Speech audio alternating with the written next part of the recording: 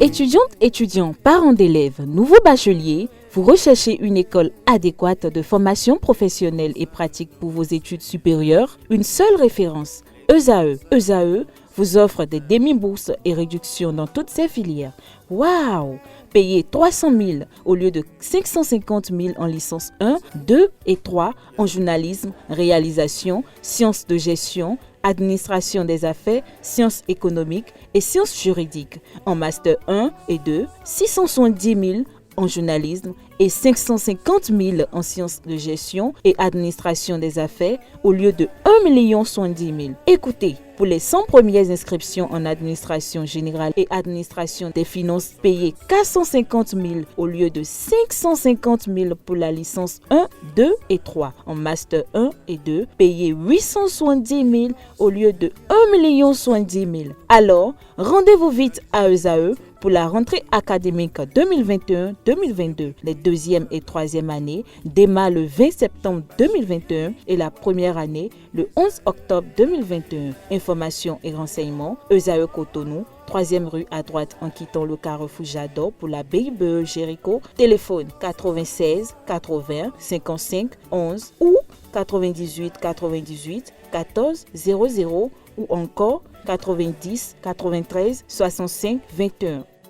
ESAE, l'excellence à un an. Le débat de ce matin sur Free Matin, Dieudonné Katakula, bonjour. Bonjour. Merci d'être des nôtres ce matin sur Free Matin et bonjour à vous, Habib Arandessi. Bonjour. Merci d'être matinal. C'est pas facile. C'est pas facile. Alors, Habib Arandessi, il y a de cela quelques jours, ça fait objet de commentaires sur la toile. Une requête est déposée devant la table des députés, une requête initiée par un groupe de jeunes qui est baptisé la Coalition des Jeunes Patriotes, CJP, qui invite les députés à réviser la Constitution pour instaurer désormais en République du Bénin le mandat unique, lorsque l'on sait qu'il y a de cela également, notamment en mai 2021, un citoyen qui avait demandé à ce que le septennat soit instauré également en République du Bénin pour que toutes les institutions puissent faire 7 ans. Qu'est-ce que vous pensez de cette nouvelle requête-là? Je pense que c'est de la ruse qui continue. C'est de la ruse qui continue si nous savons déjà que le président de la République avait manifesté le désir intense de faire un mandat unique et qui subitement est revenu sur ses propos pour revenir en 2021 derrière des prétextes qui stipulent que c'est parce que la révision de la Constitution n'a pas reçu l'aval de tous les députés et parce que la révision de la Constitution n'a pas été acceptée par l'Assemblée nationale, que c'est pourquoi il est revenu sur ses propos. Et donc, pour moi, en réalité, c'était déjà une page fermée. Mais ça ne m'étonne pas du moment où, aujourd'hui, le président de la République a travaillé, malheureusement, a travaillé pour embrigader toutes les institutions de la République, pour avoir une Assemblée nationale monocolore où tous les députés répondent au nom de la mouvance. Donc aujourd'hui, on peut faire passer toutes les lois, même les plus sordides, à l'Assemblée nationale. On peut manipuler des jeunes. Vous pensez que ça va passer au niveau de l'Assemblée nationale? Écoutez, ça peut passer si le président de la République veut que ça passe. Aujourd'hui, à l'Assemblée nationale, il n'y a plus de débat. Il n'y a plus de débat à l'Assemblée nationale. L'idéal serait qu'on fasse que le président de la République respecte sa parole de départ et de faire un mandat unique pour montrer l'exemple. Mais vous n'êtes pas allé loin dans la proposition de ces jeunes qui sont du pouvoir. Ils ont demandé que le président de la République fasse un mandat unique. C'est que ce projet commence par, l'expérimentation commence par le président de la République, Patrice Talon. Et là, nous revenons aux propos de l'honorable Dakwé Sossou, qui disait que le président de la République peut faire 14 ans au pouvoir, qui peut faire plus de 14 ans au pouvoir. Donc, je pense que c'est la succession, sinon, c'est toujours les événements bien organisés qui continuent. C'est un schéma du pouvoir. Katakula, est-ce que l'on doit s'inquiéter face à cette correspondance sur la table des députés?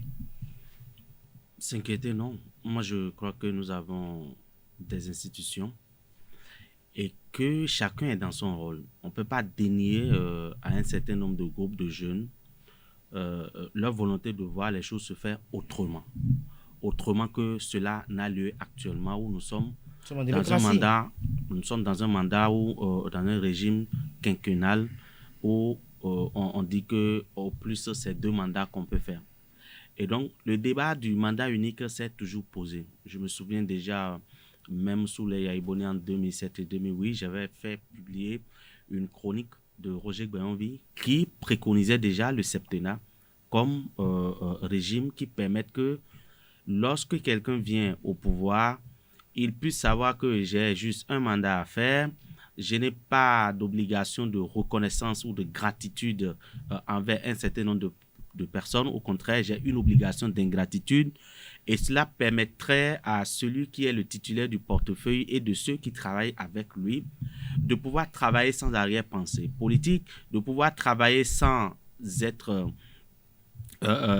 contraints de faire des concessions parce qu'ils sont à la recherche d'un second mandat. Donc pour moi, c'est légitime que des jeunes puissent demander qu'on aille au septennat. Maintenant, pour revenir à la préoccupation de mon ami Serge Arandessi, ou bien Habib Arandessi, parce que Serge c'était un ami d'enfance. Donc, pour venir à sa préoccupation, oui, on pourrait a priori soupçonner qu'ils sont peut-être manipulés, ils sont peut-être si. Mais moi, je ne veux pas rester dans les conjectures. Je crois que nous sommes dans un pays où on ne doit pas fuir les débats. On ne doit pas fuir les débats. Et lorsque les gens posent des préoccupations, a priori, tout de suite, on ne doit pas se braquer en disant que oui, ils sont manipulés, ils sont si. L'Assemblée nationale aujourd'hui, c'est vrai, il a raison, c'est une Assemblée nationale monocolore, mais cela ne veut pas dire qu'ils sont tous des députés godillots assis qui ne sont que des gens qui ne réfléchissent plus. Et pour moi, le débat doit se faire. Et si ça dépasse le cadre de l'Assemblée nationale, et si l'Assemblée nationale même est responsable, qu'on sollicite le peuple pour poser la question au peuple pour savoir est-ce qu'on va à un septennat, est-ce qu'on continue avec le quinquennat, et la question qui taraude l'esprit de tout le monde, et il a évoqué, est-ce que ce septennat commencera par celui qui est actuellement au pouvoir, et donc est-ce que le vote de la révision de la Constitution en mettant le septennat implique l'avènement d'une nouvelle république et donc qu'on mette la dose à 0 pour le chef de l'État actuel? C'est les questions qui vont se poser, le débat va se faire. Mais il y a une chose, le chef de l'État, lors d'une rencontre ici, je crois il y a quelques semaines, a dit publiquement qu'il n'envisage pas un 3e mandat. Et donc, un 3e mandat, que ce soit sous un nouveau mandat, que ce soit sous la coupole de la Constitution actuelle, qui donne un mandat de 5 ans, ou la Constitution à venir, si effectivement leur projet aboutissait, qui donne un mandat de 7 ans, si il arrivait un jour qu'il lève le doigt pour l'un ou pour l'autre, c'est un 3e mandat. Et donc pour moi, il a déjà dit qu'il ne fera pas un 3e mandat, et moi je le crois sur parole. Vous le croyez sur parole. Je reviens dans un instant par rapport au 3e mandat qui est comme la Covid-19 en Afrique désormais. Dites-nous, Habib Arandessi, est-ce que nous devons nous inquiéter par rapport au traitement que feraient les députés de cette requête lorsque l'on sait qu'en mai 2021, la même législature avait reçu une requête d'un citoyen qui demandait à ce que cette fois-ci, toutes les institutions obtiennent 7 ans. Bien sûr. Mais à l'époque, ça n'a pas eu effet, cette requête-là. Écoutez, moi, je n'ai pas un problème avec 5 ans renouvelables une fois ou bien un mandat unique de 7 ans. Mais vous, Habib Arandessi, le mandat unique, est-ce que vous l'approuvez? Bien sûr, je l'ai approuvé en 2016. En 2016, quand le débat s'est installé, et c'est le candidat Patrice Talon qui a amené, qui a donné un contenu au mandat unique. Et moi, j'ai épousé en réalité ce contenu en 2016. Et j'ai fait même un débat sur un plateau, je ne sais pas si c'est sur Canal 3 ou bien, et j'ai montré qu'effectivement, si on donnait 7 ans à un président de la République, il sait qu'il a rigoureusement 7 ans et qu'il doit, c'est-à-dire il a une obligation de résultat. Je pense que nous n'allons plus rester dans des considérations de remerciements et autres, comme nous avons vécu sous Boni Yayi. Et je parlais en ce moment, d'abord en tant qu'observateur, en étant opposant au régime du président Boni Yayi et ayant observé beaucoup de choses. les nominations, où il y avait des messes, il y avait beaucoup de choses qu'on reprochait à ce régime. Et quand le pouvoir de la rupture s'est installé, je me suis dit, tiens, voilà des hommes qui ont bien pensé et qui vont respecter en réalité leurs paroles. Et au matin du pouvoir, nous avons compris que le mandat unique était le refrain du président de la République. Il en a même fait une affaire personnelle. C'est-à-dire, il estime que même si le contour autour du mandat unique n'est pas accepté de tous, c'est-à-dire la révision de la Constitution, et que lui, personnellement, il fera un mandat unique. Du moment où il n'a pas respecté sa parole, le respect de la parole, pour moi, quand tu ne respectes pas ta parole, moi, je n'ai plus confiance en toi. Et c'est là mon inquiétude.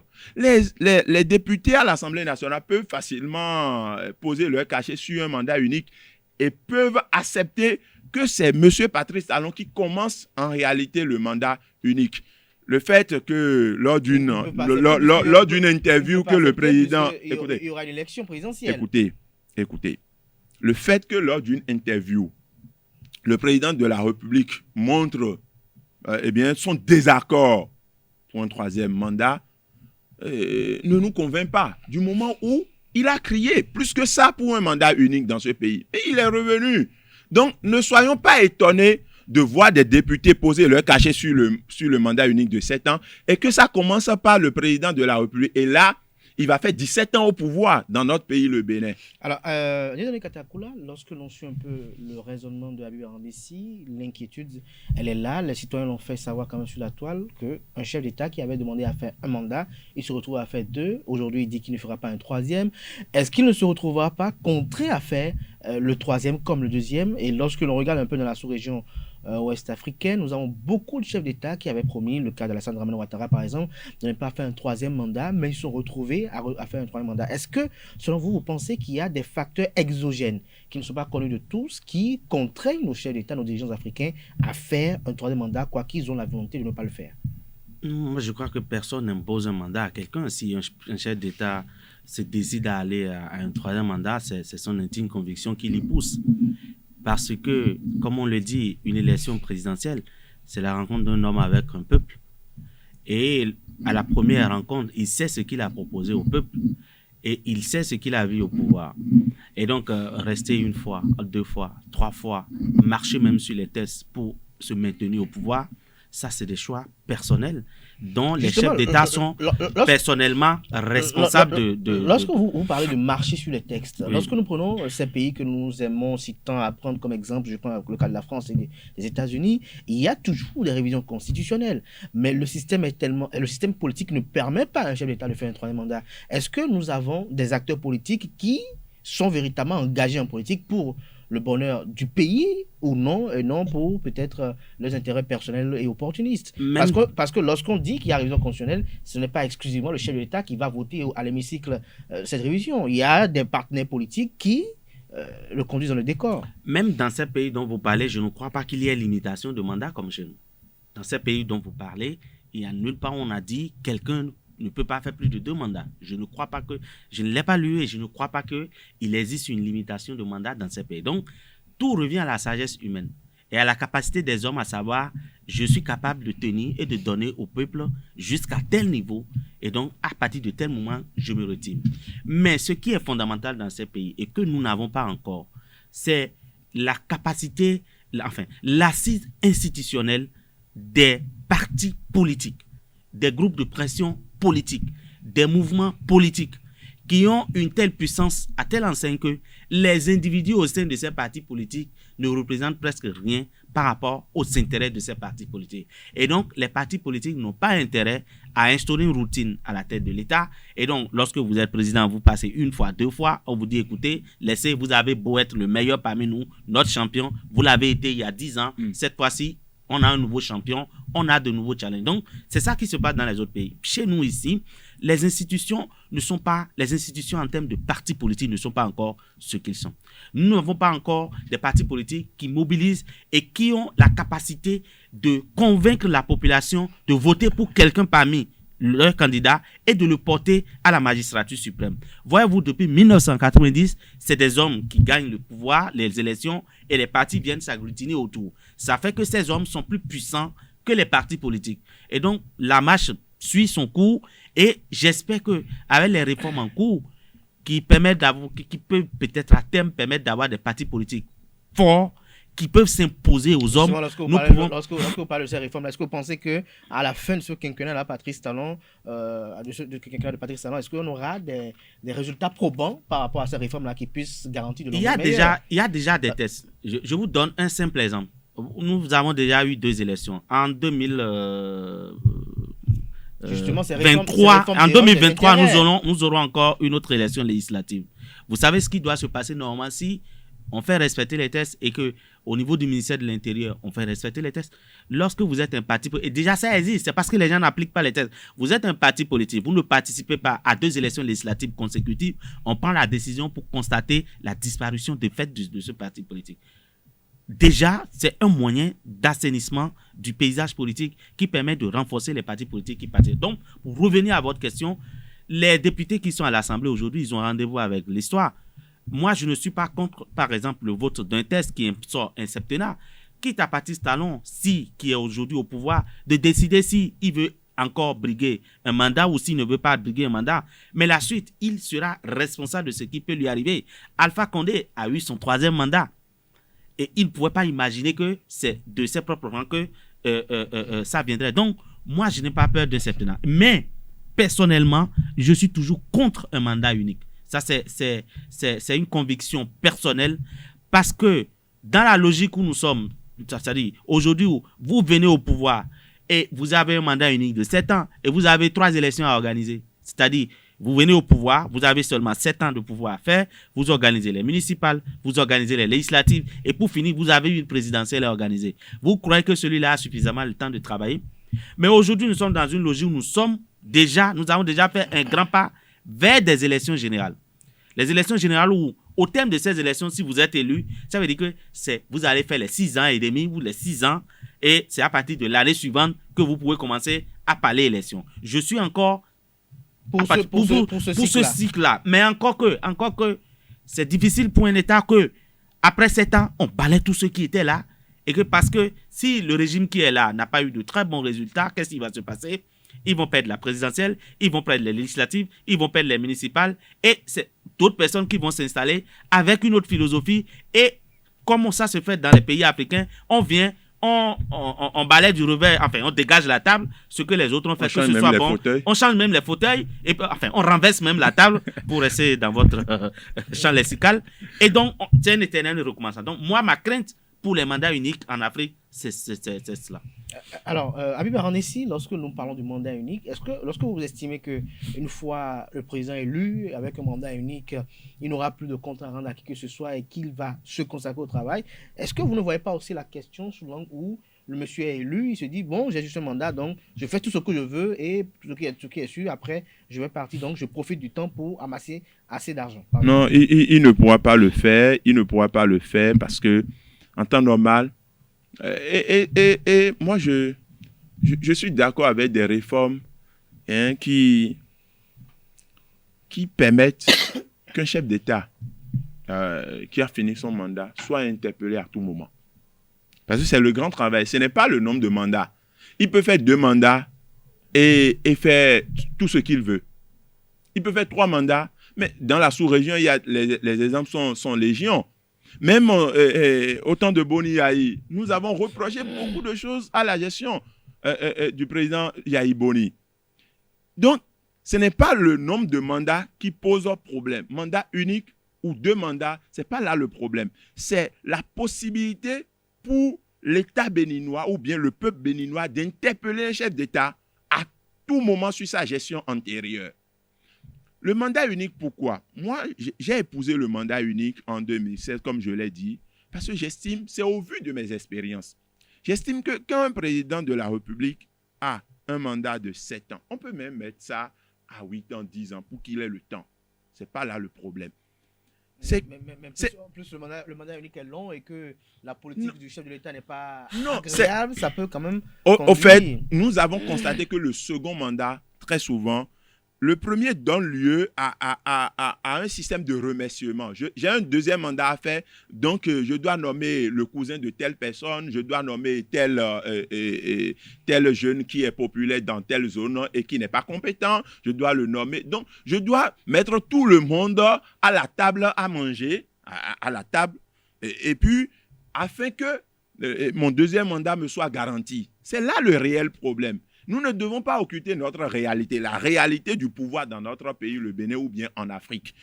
Le mandat unique va permettre à un chef d'État de savoir qu'il n'a pas un deuxième mandat à faire. Et donc, il a obligation de résultat. Il est obligé de travailler dur pour donner un bon résultat. Maintenant, mon vis-à-vis posait une inquiétude tout à l'heure. Quand un régime va s'effacer, un autre va s'installer. Nous avons un réel problème en Afrique. Nous n'avons pas un programme de gestion. Nos pays n'ont pas un programme de gestion. C'est-à-dire, oui, normalement, l'État a une continuité. Mais dans nos pays africains, l'État n'est pas une continuité. Et quand on change quelqu'un aujourd'hui, quand il s'installe, il change jusqu'à changer même les fauteuils. Donc, si on avait un programme, et il faut qu'on travaille pour avoir un programme. Et nous, c'est la responsabilité de notre génération. Pour que lorsqu'un président de la République vient pour 5 ans, ou bien pour 10 ans, ou bien pour 7 ans, lorsqu'il va finir, le développement étant une route, lorsqu'il va s'arrêter à Boycon, que celui qui arrive, eh bien, prenne le guidon et continue le chemin du développement jusqu'à Parakou, et ainsi de suite. Et ainsi de suite. Mais dites-nous, Dieudonné Katakoula, est-ce que vous pensez que nos hommes politiques, notre classe politique est véritablement mûre et réceptive à une telle réforme politique? Par rapport au mandat unique, vous voulez dire? Oui. Comme je l'ai dit, moi, le mandat unique, je ne suis pas pour un mandat unique. Et j'ai mes raisons, je l'ai évoqué tantôt, pour dire que nous ne sommes pas suffisamment responsables pour que des gens viennent au pouvoir pour un mandat unique. Parce que, comme il le dit, c'est une pièce, c'est l'autre face de la pièce. Un président peut venir se dire, oui, écoutez, je n'ai que 7 ans, j'amène les miens, on prend tout pour nous, on fait ce qu'on veut, et puis après 7 ans, on écrase. On n'a pas de compte à rendre à quelqu'un. Et donc, pour moi, le mandat unique, je suis sceptique. Je suis très sceptique par rapport au mandat unique, parce que vous ne vous sentez redevable de personne. Voyez-vous, il faut bien souvent observer les seconds mandats des présidents au Bénin, même les seconds mandats. Vous voyez que c'est souvent au cours de ces mandats qu'ils arrivent vraiment à implémenter un certain nombre de choses, à implémenter un certain nombre de réformes. Mais en même temps, c'est au cours de ces mandats qu'ils préparent leur futur. Leur futur en termes de qui va me succéder.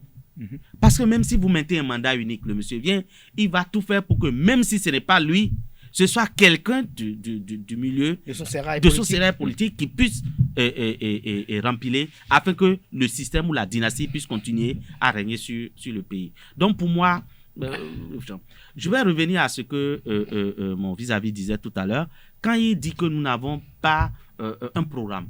Non, le Bénin a un programme. Nous avons les études prospectives Bénin à l'AFIA 2025 qui constituent la boussole du développement du Bénin. Mais qu'est-ce qu'on fait? Chacun vient et fait ce qu'il veut. Donc ça veut dire que ce que vous dites, c'est pas qu'on n'en a jamais eu. On l'a eu. Mais le problème, c'est quoi? Quand quelqu'un vient, il renverse la table. D'abord même, que faire aujourd'hui pour ne pas que cela continue? Que faire aujourd'hui pour ne pas que cela continue? C'est déjà que il faut renforcer le système partisan. Il faut renforcer le système partisan. Mais notre constitution a ce péché que, même quand on dit qu'il y a des partis politiques aujourd'hui qui ont comment dirais-je, comment on appelle ça, pas des convictions politiques, la conviction c'est personnel, le projet de société ou bien une idéologie. L'idéologie. La constitution déjà impose que nous sommes une économie libérale. Oui. C'est écrit noir sur blanc dans la constitution que nous sommes une économie libérale. Donc, est-ce que quelqu'un dans ce pays peut apporter un projet socialiste qui marche avec la constitution? Je ne crois pas. Donc, mais le militantisme, le patriotisme, la vertu, l'apprentissage du pouvoir, tout ça, c'est au sein des mouvements politiques, au sein des mouvements de jeunes, des partis politiques, au niveau de l'animation des partis politiques. C'est là que les choses se passent. Et donc, tant que nous n'allons pas aller là, nous finirons toujours par avoir des hommes qui rêvent un jour d'être président de la République, qui viendront s'imposer, et les partis vont toujours s'agglutiner autour pour pouvoir justifier cet état de choses. Donc, c'est de parvenir réellement à faire des partis politiques des instruments de conquête et de gouvernance de l'État. Sinon, tant que nous allons continuer... Mais pour y arriver, on a encore du chemin. On a encore du chemin parce que... Peut-être que c'est ça que les jeunes ont vu, c'est ça qu'ils appellent à un certain âge. Vous voyez, ces jeunes-là aujourd'hui qui font ça, ils devaient être un courant de pensée ou un mouvement issu d'un parti politique qu'on connaît clairement. Peut-être que la présidente du parti politique n'est pas d'accord avec une telle proposition, mais des mouvements de jeunes au sein d'un parti politique peuvent avoir une telle proposition. Or, aujourd'hui, il se fait que c'est des gens qu'on va peiner à identifier. Je ne sais pas si vous connaissez ceux-là. Même ces genres de propositions, c'est souvent, ça émane souvent de gens qui restent dans l'anonymat. Oui. C'est comme un pavé qu'on jette dans la mare pour voir s'il y a des crocodiles qui sont dedans ou si ces alligators sont dociles pour qu'on puisse passer. Donc pour moi, il faut retourner au militantisme, il faut réorganiser les partis politiques et ce sont ces partis politiques qui peuvent permettre de régler ces problèmes-là. Malheureusement, les acteurs politiques, la classe politique que nous avons, les gens ont toujours travaillé pour penser à eux. Et même les réformes qu'on a eu à faire pour dire il faut tel nombre pour créer les partis politiques, aujourd'hui, le nombre de partis politiques continue de grimper.